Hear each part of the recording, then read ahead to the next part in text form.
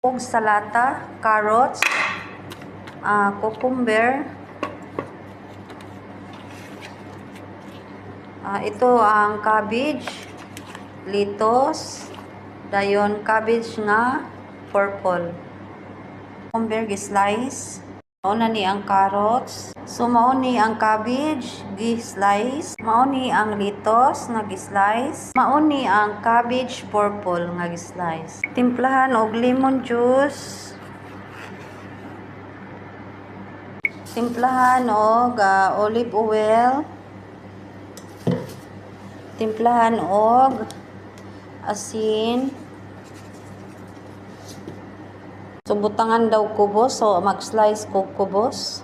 So mao na ni ang kubos nga gi-slice, i-fried ko na. Ang gi-fried ang kubos. Man og timpla sa salata, haluon para ma-mix ang imong gitimpla. Pagkahuman, ibutang na ni sa ibabaw ang gi-fried nga kubos.